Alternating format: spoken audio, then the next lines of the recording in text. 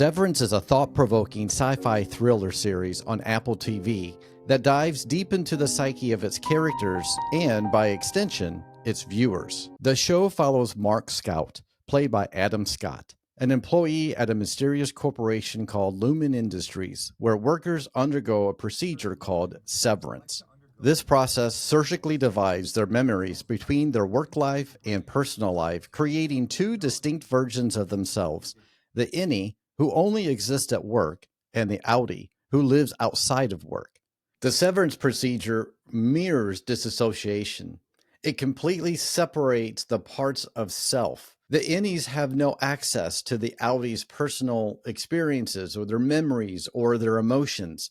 It's a sterile environment. It completely separates the parts of self. The show vividly plays with dissociative symptoms such as depersonalization. When Helly wakes up on the table asking, "Who am I?" it's a literal embodiment of feeling detached from oneself. I am a person. You are not. And then there's derealization. It's the sterile, maze-like Lumen offices that create an unreal, dreamlike atmosphere, which amplifies the innie's sense of alien reality. And then there's amnesia.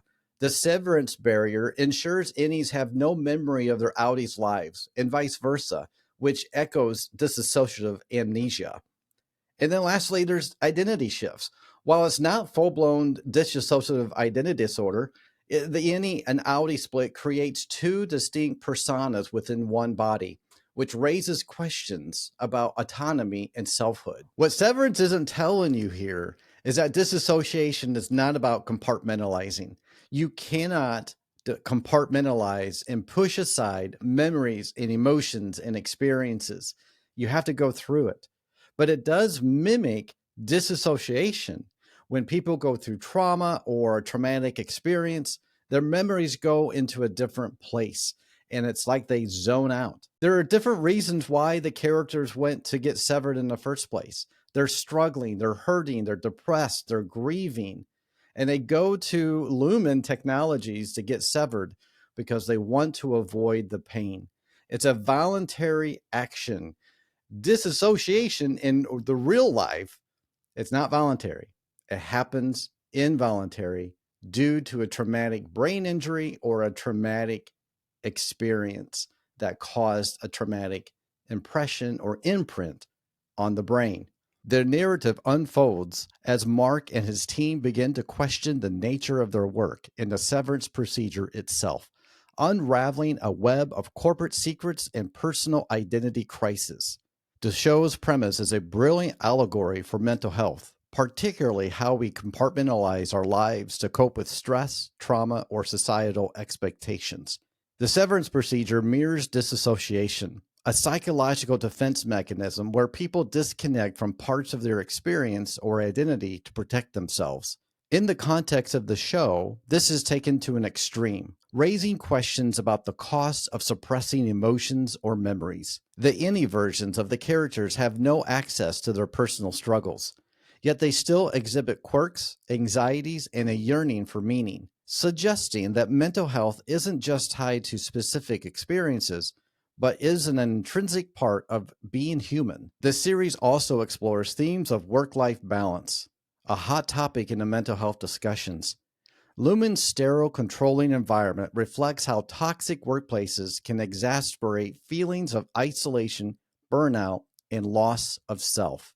The severance concept amplifies this by showing what happens when you completely detach your professional self from your emotional core, hinting that integration, not separation, might be key to well-being. Characters like Helly, played by Britt Lower, grapple with existential dread of rebellion against this imposed split, embodying the inner conflict many feel when their mental health is at odds with external demands. Severance probes the ethics of control and autonomy.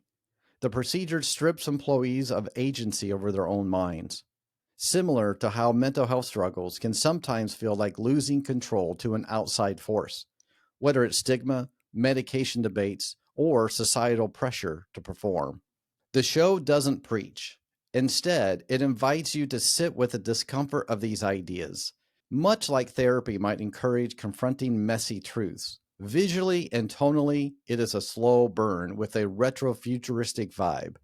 The eerie cubicles and the unsettling smiles that amplifies the psychological tension. It's less about jump scares and more about the creeping unease of not fully knowing yourself. For mental health, it is a stark reminder that burying parts of who we are doesn't erase them, they just fester in the shadows. If you're into shows that blend mind bending concepts with real human stakes, Severance is a must watch, and it might just leave you rethinking how you handle your own mental partitions. Severance gets a lot right, it gets a lot wrong as well, but that's not the point. The point of Severance is that it's entertaining. It answers the question, what if? What if we could have technology play a part in mental health? What if technology can help someone cope with grief or trauma or depression? Pretty clever. It's entertaining, but it gets the essential essence of disassociation wrong. And that's okay. It's not about mental health. It's not even preaching what disassociation is. It's for our amusement. It's very interesting. I like the show, but it's also a good explanation of why we want to make sure we look at the source, the trusted professionals to talk about mental health. I love a good entertaining. I love Severance, but we need to really focus on there is a difference between disassociation that someone goes through. It is a different parts of self versus what the show of Severance is talking about, where someone voluntarily goes and separates their innies with their outies.